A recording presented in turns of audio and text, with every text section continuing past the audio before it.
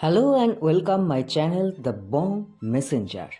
আমি কলকাতার দুর্গাপুজো পরিক্রমা, বারাসাতের কালী পুজো পরিক্রমা সমস্ত কিছুই আপনাদের দেখিয়েছি। আর সেই কলকাতার দুর্গাপুজো, বারাসাতের কালী পুজোর মতো বাঁশবেড়িয়াতে কার্তিক পুজো বিখ্যাত। আমি তাই আজকে আপনাদের সামনে নিয়ে চলে এসেছি বাঁশবেড়িয়ার কার্তিক পুজো। কোথায় নামবেন, কিভাবে ঠাকুর দেখা শুরু করবেন, সমস্ত কিছু আছে এই ভিডিওটায়। তাহলে ভিডিওটা স্কিপ না করে দেখতে থাকুন। তো সম্পূর্ণ ভিডিওটা আপনারা দেখতে থাকুন আর বাঁশবেড়িয়ার কার্তিক পুজো সম্বন্ধে জানতে থাকুন। আপনারা বাঁশবেড়িয়ার কার্তিক পুজো দেখা শুরু করবেন ব্যান্ডেল স্টেশনে নেমে। ব্যান্ডেল স্টেশন নেমে সেখান থেকে কেওটা ত্রিকোণ পার্ক যাওয়ার অটো ধরবেন। সেখানে প্রথমে দেখতে পাবেন গণেশ পুজো, তারপরে নটরাজ, তারপরে রাধাকৃষ্ণের পুজো।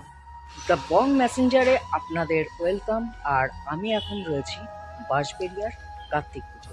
বাঁশবেড়িয়ার কার্তিক পুজো বলতে শুধু এখানে যে কার্তিক পুজো হয় তা না, বিভিন্ন প্যান্ডেলে বিভিন্ন রকম পুজো হয়। কোথাও কালী, কোথাও দুর্গা, কোথাও রাধাকৃষ্ণ, কোথাও শিব, কোথাও গণেশ, এরকম বিভিন্ন ধরনের পুজো। আর কার্তিকেরও বিভিন্ন রূপ, সমস্ত কিছু দেখাবো। বাঁশবেড়িয়ার কার্তিক পুজোয় রয়েছে বিভিন্ন ভালো ভালো প্যান্ডেলে যাব। তো চলুন ভিডিওটা কন্টিনিউ করি। রাস্তার ওপরেই দেখতে পাচ্ছি গণেশ পুজো, এবং গণেশ পুজোর পরে অর্জুন কার্তিকের পরে আমরা নটরাজ মূর্তি দেখতে পাচ্ছি। তারপরে দেবসেনা কার্তিকের পুজো দেখতে পাচ্ছি। এবারে দেখতে পাচ্ছি আদি বাবা বা ধুনো কার্তিক। তারপরে জামাই কার্তিকের পুজো দেখতে পাচ্ছি, এবং তারপরে গঙ্গা মাতার পুজো দেখতে পাচ্ছি। এবারে জ্যাংড়া কার্তিক পুজো আমরা দেখতে পাচ্ছি, দর্শন করছি জ্যাংড়া কার্তিক। এবারে সন্তোষী মাকে দর্শন করছি, তারপরে আবারও শিব মূর্তি। রাস্তার উপরে পরপর এগুলো পড়বে। তারপরে গণেশ মূর্তি, সরানন কার্তিক, তারপরে আবারও নটরাজ, শিব মূর্তি, এগুলো সব দেখতে পাচ্ছি। তারপরে একটা থিমের পুজো আমরা দেখতে পাচ্ছি। এটা গলির ভেতর ঢুকতে হবে, ঢুকে তারপরে এই থিমটা দেখতে হবে। এবারে কামধেনুর পুজো দেখতে পাচ্ছি।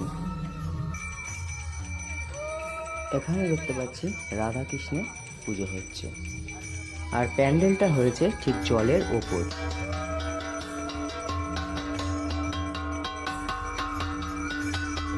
রাধাকৃষ্ণের পুজো দেখে ওই গলিতে আরও এগিয়ে গণেশ পুজো দেখে নিলাম, এবং তারপরে আরও কিছুটা এগিয়ে কমলা মায়ের পুজো আমরা এখন দেখছি। এবং কমলা মায়ের পুজো দেখবার পর আরও কিছুটা গলিতে এগিয়ে এই থিমের প্যান্ডেলটা মাঠের ওপর দেখতে পাচ্ছি। আর ফুল দিয়ে সুন্দরভাবে সাজানো হয়েছে প্যান্ডেলটা, মুখোশ দেখতে পাচ্ছি। এখানেও রাধাকৃষ্ণ পূজিত হয়েছে। এবার একদম চলে এলাম রেল লাইনের ধারে। এখানে প্যান্ডেলে দেখতে পাচ্ছি যে এখানে সন্তোষী মা পূজিত হয়েছে। তারপরে চলে এলাম ওই গলি ধরেই চলে এলাম কালিয়া দমনের পুজো দেখতে, এবং ওই গলি ধরে আরও এগিয়ে যুগাবতারের পুজো এখন দেখতে পাচ্ছি। যুগাবতারের পুজো দেখে এখন আমরা চলে এলাম ইয়ংস্টারের প্যান্ডেলের সামনে। এখানে প্যান্ডেলটা দেখতেই পাচ্ছেন, অসাধারণভাবে সজ্জিত। আর এখানে পূজিত হয় তারামা। কালী পুজো থেকেই এখানকার পুজো শুরু হয়, তারামা পূজিত হয়েছে, দেখতেই পাচ্ছেন। তারামায়ের পুজো দেখে আবারও আমরা মেন রোডে ফিরে এলাম, এবং মেন রোডে এসে আরও কিছু পুজো আমরা দেখে নিচ্ছি। রেনেসার পুজো দেখতে পাচ্ছি। রেনেসার পর এখন দেখতে পাচ্ছি অভিযান ক্লাবের পুজো। আর অভিযান ক্লাবের পুজোয় পুরোটাই কাগজ দিয়ে মণ্ডপ সজ্জিত হয়েছে, দারুণ মণ্ডপ সজ্জা।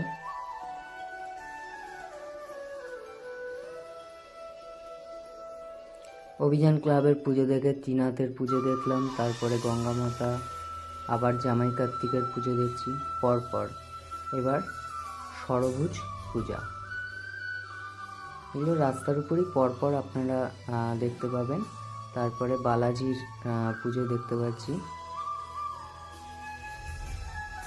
আমরা মেন রোড থেকে বল খেলার মাঠের পাশ দিয়ে চলে গেলাম এই অর্ধনারীশ্বর পুজো দেখতে। এখানে শিব পার্বতী দেখতে পাচ্ছি, অর্ধেক শিব অর্ধেক পার্বতী।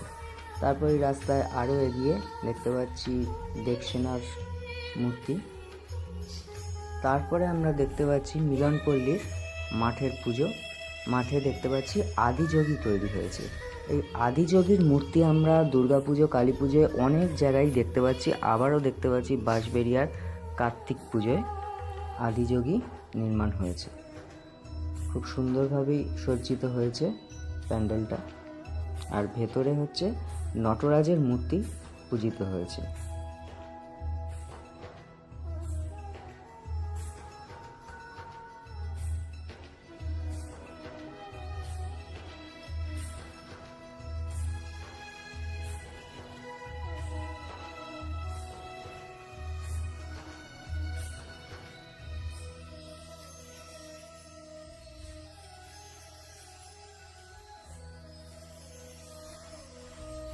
এবার ওই গলি থেকে বেরিয়ে একদম চলে এলাম বল খেলার মাঠে।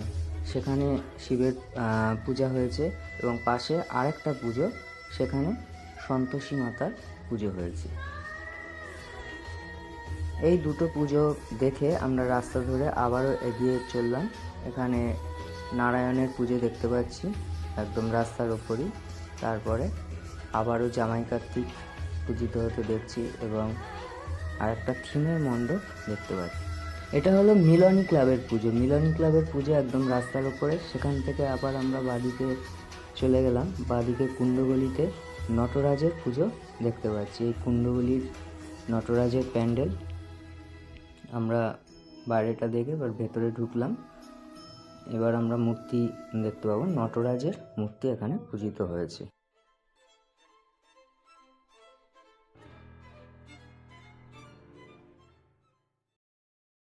এবার আমরা আবারও গলির মধ্যে যুব সংঘের পুজো দেখতে পাচ্ছি।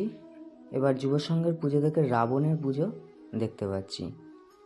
তারপরে মিতালি ক্লাবের পুজো আমরা দেখতে পাচ্ছি, এখানেও শিব পূজিত হয়েছে। তারপরে রাস্তার ধারে আবারও একটা পুজো দেখতে পাচ্ছি।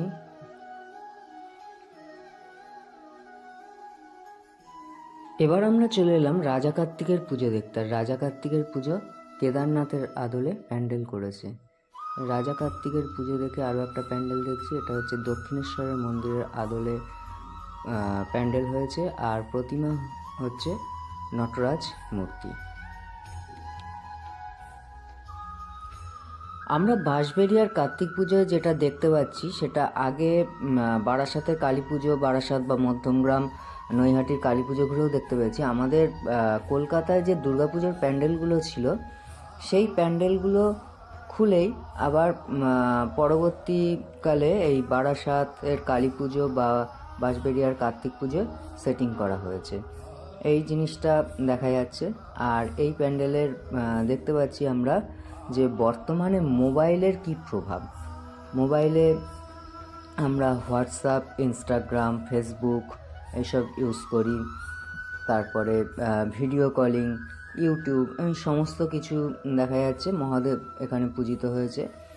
তার পরবর্তী আরেকটা প্যান্ডেলেও মহাদেব এবং জগদম্বা দেখতে পাচ্ছি। আর এখানে দেখতে পাচ্ছি বিধানসভা বসেছে। আর কার্তিক এখানে জামাই বেশে রয়েছে, জামাই বেশে কার্তিক। আরও একটা কার্তিক ঠাকুর দেখছি। এখানে শ্রীকৃষ্ণকে দেখতে পাচ্ছি। শীতলার সঙ্গে দেখতে পাচ্ছি আমরা মহাদেব এবং বিষ্ণুর মানে যুগল মিলন। আর এইটা হচ্ছে রানীকুঠি থেকে জুনিয়র বয়েজ ক্লাবের পুজো। রানীকুঠি থেকে ঢুকে যেতে হয় ভেতর দিকে। জুনিয়র বয়েজ ক্লাবের পুজোর প্যান্ডেল এটা দেখতে পাচ্ছি। এখানে বিষ্ণু মণ্ডপে উপবিষ্ট হয়েছেন। তার পরবর্তী আরেকটা প্যান্ডেল দেখছি, সেখানেও ভগবান বিষ্ণু রয়েছে এবং তারপরে লোকনাথ বাবা পূজিত হয়েছেন। আর এইটা অভিযাত্রী ক্লাবের পুজো। অভিযাত্রী ক্লাবের পুজোয় এখানে সহজ পাঠ দেখা যাচ্ছে।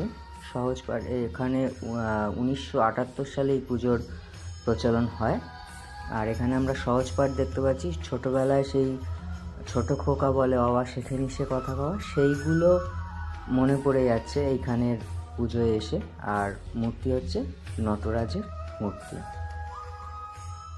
আর এই আরেকটা পুজো দেখতে পাচ্ছি, এটাও জামাইগলিরই পুজো, জামাইগলি অ্যাসোসিয়েশনের পুজো। এখানে কার্তিককে জামাই বেশে দেখতে পাচ্ছি।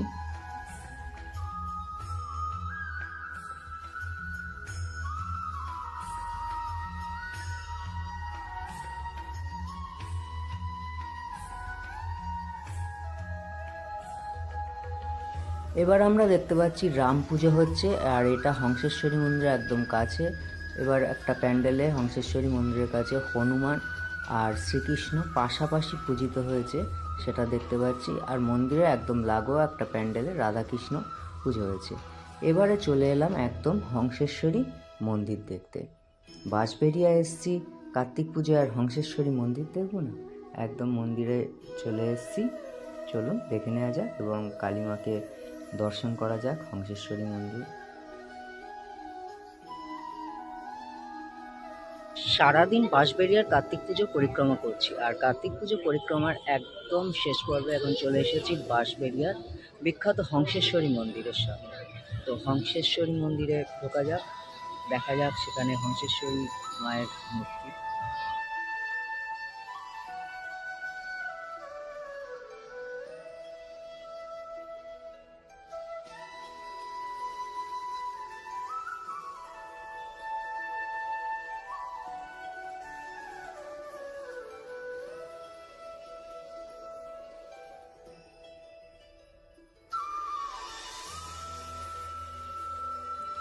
এবার হংসেশ্বরী মন্দির থেকে বেরিয়ে চলে এলাম নারায়ণতলার কাছে।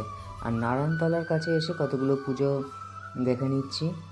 দারুণ সজ্জিত হয়েছে মণ্ডপগুলো।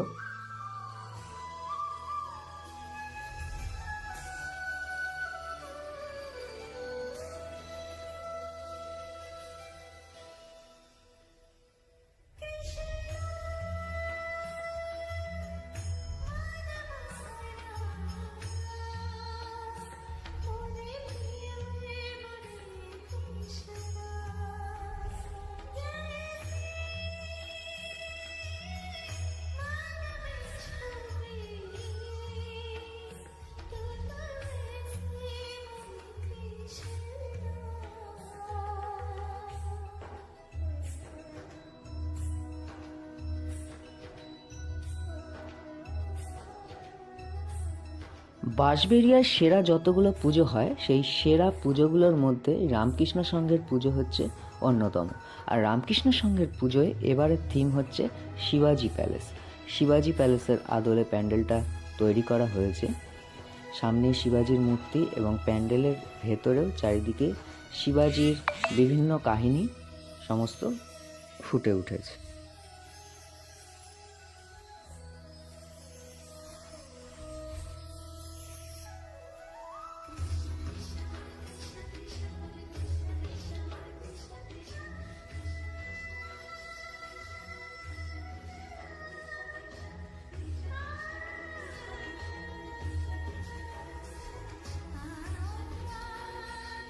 বাঁশবেড়িয়া কার্তিক পূজা পরিক্রমা করতে করতে ভিডিওটা এখানেই শেষ করলাম।